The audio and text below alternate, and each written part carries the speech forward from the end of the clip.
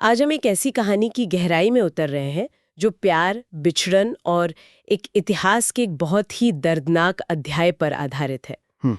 ये कहानी 1947 के भारत-पाकिस्तान बंटवारे के दौरान पनपी एक प्रेम कहानी है और इसके मुख्य किरदार हैं मेहर और साबो। हम्म। कहानी का सार कुछ ऐसा है कि एक सिख लड़का और एक मुस्लिम लड़की जो एक ही गांव में पले बड़े हैं, एक दूसरे से बेहद प्यार करते हैं। हाँ। लेकिन फिर बंटवारे का तूफान आता है। हाँ, और वो तूफान न सिर्फ एक देश को बल्कि उनकी जिंदगियों को भी हमेशा के लिए बदल देता है। और इसमें जो दिलचस्प बात है वो ये है कि ये सिर्फ एक प्रेम कहानी नहीं है। अच्छा? ये इस बात की पड़ताल करती है कि कैसे बड़ी बड़ी ऐतिहासिक घटनाएं आम इंसानों की जिंदगी पर असर डालती हैं।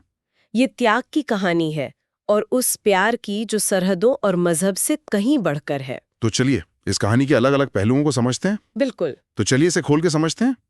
कहानी की शुरुआत 1947 से ठीक पहले पंजाब के एक हरे भरे खुशहाल गांव से होती है। हाँ, वो पंजाब जो अभी एक था। हमारा पहला किरदार है मेहर। एमी विर्क ने जिसे निभाया है, एक सिख परिवार का कह सकते हैं कि दिलेर, हिम्मती और नरम दिल नौजवान। बिल्कुल।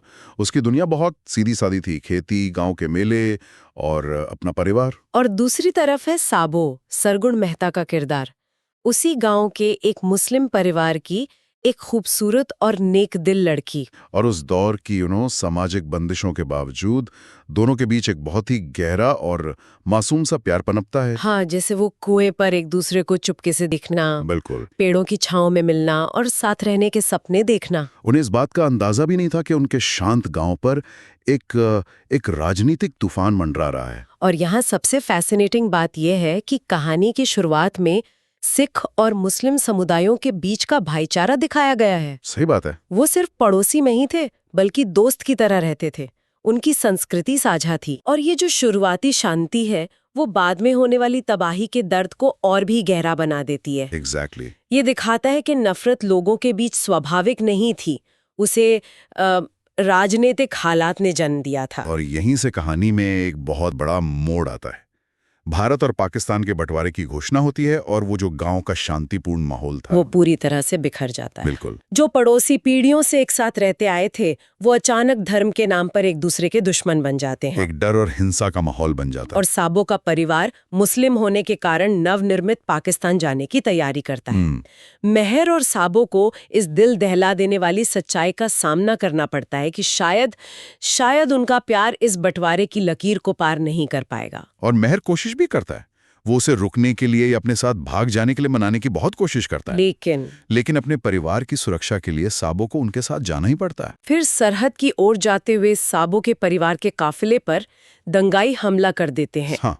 उस अफरा तफरी में मेहर अपनी जान जोखिम में डालकर साबो और उसके परिवार को बचाता तो है, लेकिन वो उन्हें सरहद पार जाने से नहीं रोक पाता। और दोनों एक दर्दनाक और आंसुओं भरी विदाई के साथ अलग हो जाते हैं, एक वादे के साथ कि वे अपने प्यार को जिंदा रखेंगे। यहाँ एक जरूरी सवाल खड़ा होता है, ऐसे मुश्किल हालात में प्यार और हिम्मत का मतलब क्या होता है? देखिए, मेहर की बहादुरी सिर्फ शारीरिक नहीं है। अच्छा। वो असल में उस प्यार और इंसानियत को बचाए रखने की हिम्मत है जो बंटवारे की नफरत में खो रही थी। ये हिस्सा दिखाता है कि कैसे इतिहास की बड़ी ताकतों के सामने एक आम इंसान कितना बेबस हो जाता है। तो इस सब का क्या मतलब निकलता है? कहानी कई साल आगे बढ़ जाती है। हाँ। मेहर अब आजाद भारत में है, दिल पर गहरे जख्म लिए हुए, लेकिन उसने हार नहीं मानी है। नहीं, उसका दिल आज भी सरहद पार साबो के लिए धड़कता है।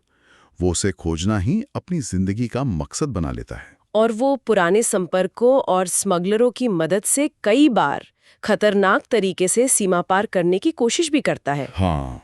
दूसरी ओर पाकिस्तान में साबो की जिंदगी भी दुख और उदासी से भरी है। उसे हर पल मेहर की याद आती है। और बंटवारे के सदमे और हालात के चलते उसके परिवार वाले उसकी शादी पाकिस्तान में ही एक व्यक्ति से कर देते हैं। जी।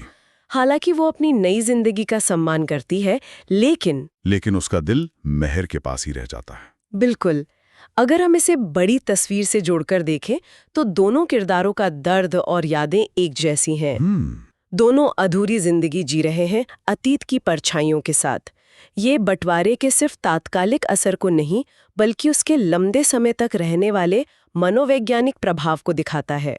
और यहीं कहानी में एक नई उलझन पैदा होती है, साबों की शादी और फिर सालों की मशक्कत के बाद मेहर आखिरकार पाकिस्तान में साबों का पता लगा ही लेता है। हाँ, लगा लेता है। जब वे दोबारा मिलते हैं तो वो पल बहुत भावुक होता होगा। यकीनन, एक दूसरे को जिंदा देखने की खुशी भी है और बीते सालों के गहरे दुख का एहसास भी। बिल्कुल।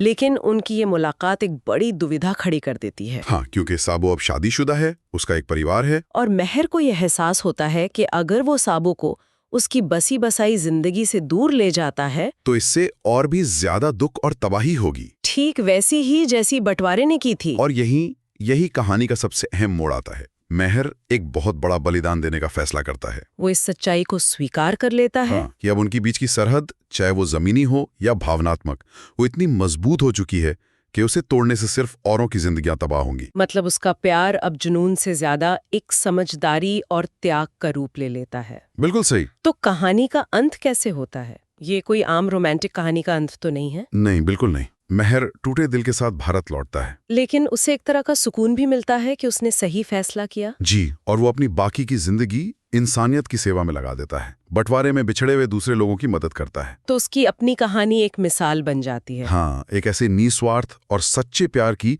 जो इतिहास की क्रूर घटनाओं का शिकार हो गया। कहानी इस शक्तिशाली संदेश के साथ खत्म होती है कि कुछ प्रेम कहानियां हमेशा अमर रहती हैं, भले ये पूरी ना हो सके। इस कहानी की असली ताकत इसके पारंपरिक अंत में नहीं है ना? बिल्कुल नहीं, इसके संदेश में है।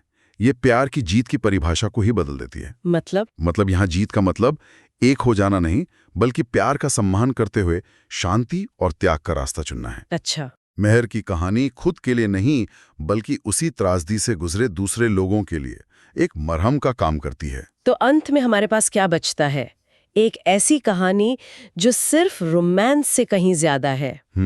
ये इतिहास, नुकसान और इंसानी जज्बे की असाधारण ताकत पर एक गहरी टिप्पणी है। और एक अंतिम विचार जिसके बारे में सोचा जा सकता है। बताइए।